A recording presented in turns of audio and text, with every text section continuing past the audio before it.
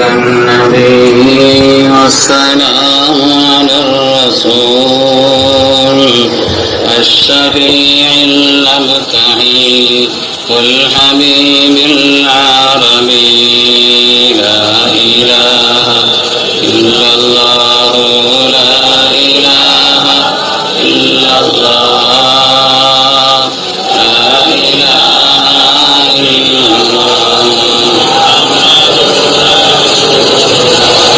அஸ்ஸலாமு அலைக்கும் வரஹ்மத்துல்லாஹி வபரகாத்துஹு.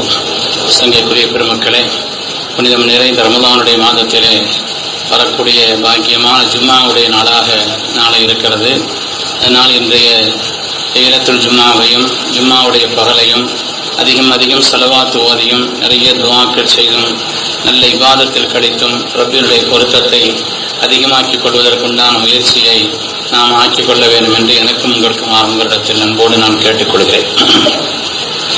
சங்கைக்குரிய முஃமினீன்களே, இன்று ஓதப்பட்ட இந்த சூரத்துல் கஹஃப் மற்றும் மரியம் தாஹா சூராவிலே கஹஃபினுடைய பிற்பகுதியில் அல்லாஹ் தஆலா துல்கர்னைன் அலைஹிஸ்ஸலாத்து வஸ்ஸலாம் அவர்களை பற்றி சொல்கிறார்.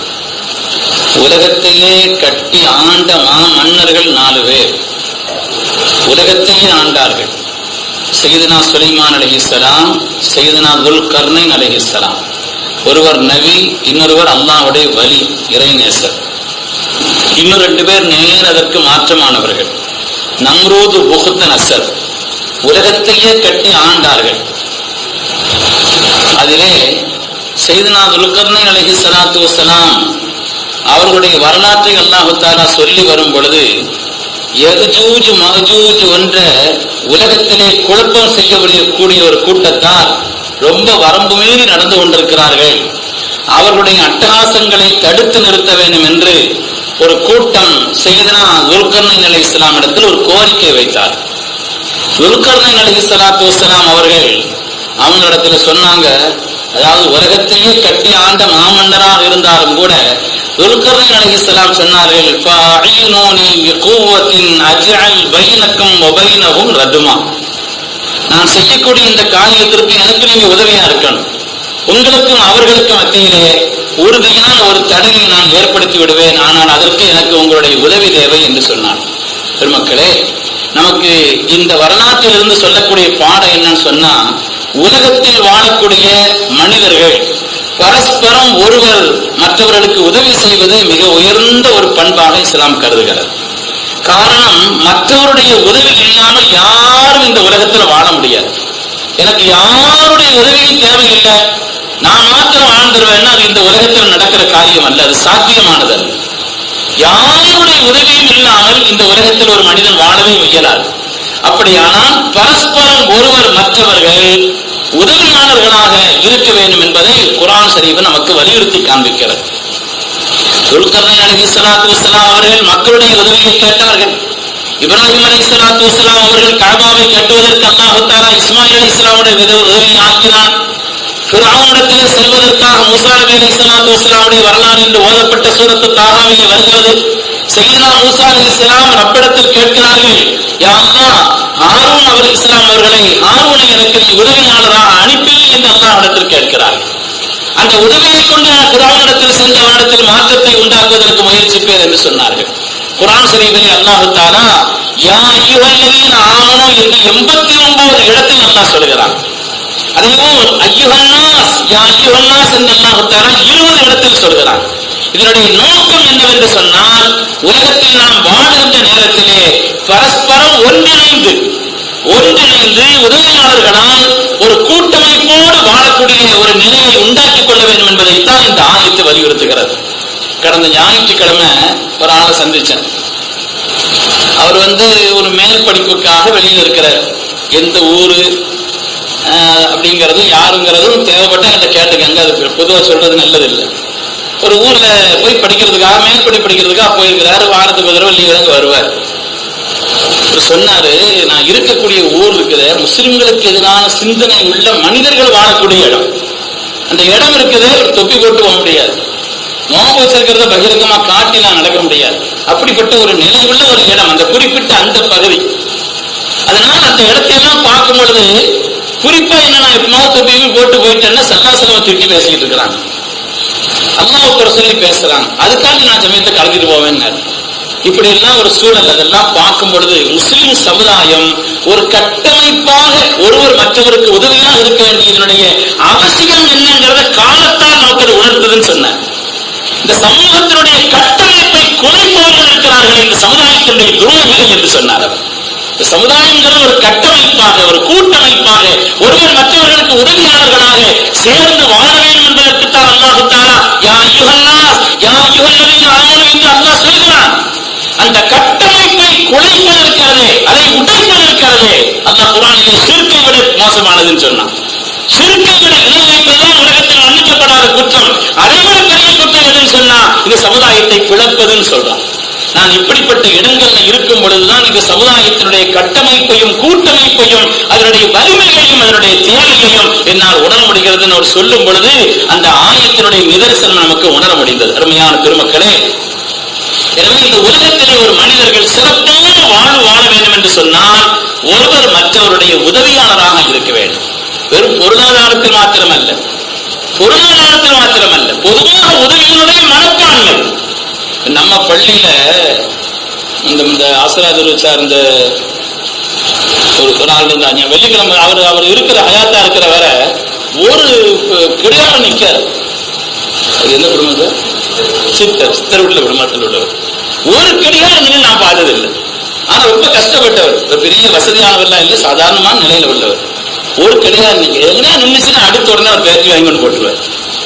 அது மாதிரி எங்கேயாவது கால் கடப்பையில கொண்டு வாங்கி போட்டுருவார். பெரிய வசதி உள்ளவர் இல்லை, ஆனா அந்த உதவியினுடைய மனப்பான்மை இருக்கிறதே மனிதனை உயர செய்யும், அவரை மேன்மையாக ஆக்கி வைக்கும் என்பதிலே சந்தேகமே இல்லை. அது மாதிரி ஒரு வெள்ளிக்கிழமை காலையில ஒரு 9 மணிக்கு வந்தா சின்ன ஏதாவது ஒரு தகர மாதிரி வச்சு அந்த இடத்துல தண்ணி ஓடுறதுக்கு இடைஞ்சல் இல்லாம இருக்கக்கூடிய மண்ணெல்லாம் ஒதுக்கி போட்டு போயிடுவார்.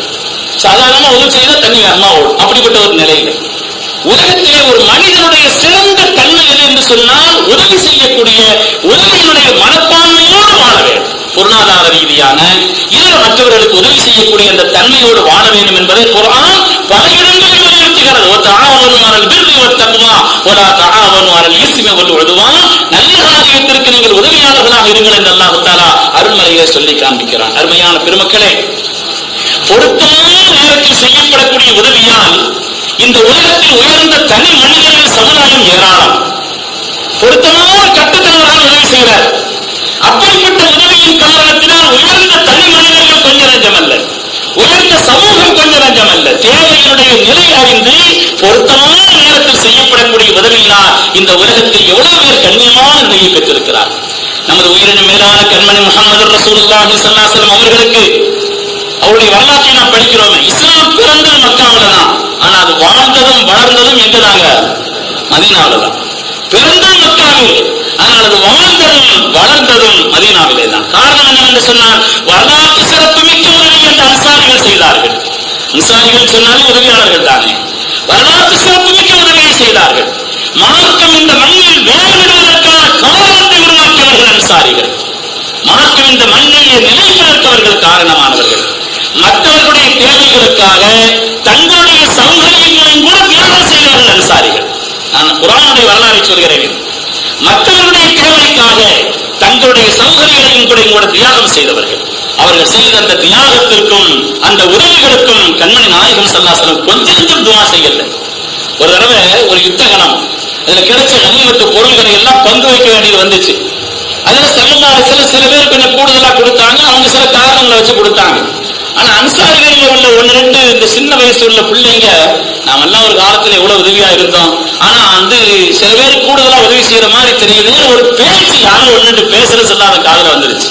உடனே அன்சாரிகளை பூரா கூட சொன்னாங்க. ஸல்லல்லாஹு அன்சாரிகளை பூரா அழைக்க சொன்னார்கள். அன்சாரிகளை பூரா அழைச்சு சொன்னாங்க, அலா தர்லா யா மஅஷரல் அன்சார் அய்யதுஹர الناس بالشاة والبعير وترجعوا برسول الله الى رحالكم. அன்சாரிகளே, மற்றவர்களெல்லாம் ஆடுகளையும் கால்நடைகளையும் கொண்டு செல்லட்டும், ஆனால் உங்களுடைய வாகனத்தின் பொருளாக நீங்கள் ரசூலுல்லாஹ்வை கொண்டு செல்வதை புரிந்து கொள்ள மாட்டீர்களான்னு கேட்டார். என்ன உங்களுக்கு நான் நபியாக்கி தருகிறேன். நான் அவர்கள் செய்த உதவிக்கு ஸல்லல்லாஹு அலைஹி வஸல்லம் அவர் சொன்னான், வல்லதி நஃப்சு முஹம்மதின் பியதி, இந்த முஹம்மது ஸல்லல்லாஹு அலைஹி வஸல்லம் ஆத்மா என்ற ரப்பிடத்தில் இருக்கிற அவனை மீது சத்தியமிட்டு சொல்கிறேன், லவ்லல் ஹிஜ்ரத்து லகுன்து இம்ரான் மினல் அன்சார், ஹிஜ்ரத் மாத்திரம் இல்லை என்று சொன்னார், நானும் அன்சாரியாக உலகத்தில் பிறந்திருப்பேன் சொன்னான். சொல்லிட்டு ஸல்லல்லாஹு துஆ செய்தான், அல்லாஹும்ம அர்ஹமில் அன்சார் வ அப்னாஇல் அன்சார் வ அப்னாஇ அப்னாஇல் அன்சார், யா அல்லாஹ் அன்சாரிகளுக்கு நீ கருணை செய், அன்சாரிகளுடைய மக்களுக்கு கருணை செய், அன்சாரிகளுடைய சந்ததிகளுக்கு கருணை செய், அன்சாரிகளுடைய பேர பிள்ளைகள் சந்ததி சந்ததிக்கு நீ கருணை செய்ய வேண்டும் என்று கண்மணி நாயகம் ஸல்லல்லாஹு அலைஹி வஸல்லம் துஆ செய்தார்கள். ஹதீஸிலே வருகிறது, ஃபபகல் கௌமு வகாரு ரதீனா பி ரசூலில்லாஹி கிஸ்மா, அன்சாரிகள் எல்லாம் கண்ணீர் விட்டு கதறி சொன்னார்கள், யா ரசூலல்லாஹ் எங்களுடைய பங்காக உங்களை தாங்கள் தழுவலை நாங்கள் பொருந்திக் கொண்டோம்னு சொன்னார். இப்படிப்பட்ட ஒரு மகத்தான ஒரு பெருவிவகாரத்தை ஸல்லல்லாஹு அலைஹி வஸல்லம் செய்ததற்கான காரணம் என்னன்னு சொன்னா, அந்த அன்சாரிகளுடைய மகத்தான பேருதவி, இந்த தீனுக்கு அவர்கள் செய்த மகத்தான சன்மானத்திற்கு அல்லாஹ்வுடைய ரசூல் கொடுத்த பகரம் அல்லவா என்பதை நாம் பார்க்க வேண்டும். அருமையான பெருமக்களே, ஒரு ஆணுக்கு உதவி செய்யறதுங்கிறது இருக்குது, அது தீன், அது தீன். பள்ளியில் ஏத்திக்காக இருந்துகிட்டு இருக்கிறாங்க, இப்னு அப்பாஸ் ரலியல்லாஹு தஆலா நபிலான ஏத்திக்காக பள்ளியில் இருந்து கொண்டிருக்கிறார்கள். அந்த நேரத்தில் ஒரு ஆள் பள்ளியில் வர்றாரு, முகம் ரொம்ப வாட்டமா இருக்குது. இப்னு அப்பாஸ் கேட்கிறாங்க, என்ன முகம் ரொம்ப வாட்டமா இருக்குது? ஒரு ஆள்கிட்ட நான் கடன் வாங்கியிருந்தேன், நீ தர்றேன்னு சொல்லியிருந்தேன், ஆனா அதுக்கு அந்த பணம்லாம் வரும் அப்படிங்கறத நான் அனுசரிச்சு உறுதி செய்ததுன்னா அந்த பணம் வரல. அவர் கேட்டு வந்துட்டார், எனக்கு சங்கடமா இருக்கு, அதை கொடுக்கணுமே, என்ன செய்யறது, அதுக்காக நான் பள்ளியில வந்து ஒரு துவா செய்துட்டு போலாங்கிறதுக்காண்டி வந்திருக்கிறேங்கிற மாதிரி சொன்னான். இப்னு அப்பாஸ் ரலியல்லாஹு யாரு என்ன ஏதுன்னு கேட்டுட்டு, வாங்க நான் கூட வர்றேன்னு கூட இறங்கி போறான். எத்திக்காக இருக்கிறவங்க அப்படி இறங்கி போக கூட, பள்ளியில இருந்து இந்த தேவைகளுக்கெல்லாம் வெளியே போனா எத்திக்காக முடிஞ்சிடும். அவங்கள்ட்ட கேட்கறாங்க, நீங்க எத்திக்காக இருந்துகிட்டு இருக்கிறீங்களே, என்னுடைய இந்த தேவைக்காக அவர்களுக்கு சிபாரிசு சொன்னதற்காக தாங்க இறங்கி வர்றதா சொல்றீங்களே, நீங்க எத்திக்காக முடிஞ்சு போயிருமேன்னு சொன்னாங்க. செய்தனா இப்னு அப்பாஸ் ஸல்லல்லாஹு அலைஹி வஸல்லம் முபாரக்கான ரவுதாவை காட்டி சொன்னார், வல் அஹது பிஹி கரீபுன், காலங்கள் கடந்து போய்விடவில்லை. இதோ இந்த மாணிக்க தூதர் ஸல்லல்லாஹு அலைஹி வஸல்லம் சொன்ன அந்த வாசகம் கண்முன்னால் இருக்கிறது. காலங்கள் ரொம்ப கடந்து போய்விடவில்லை.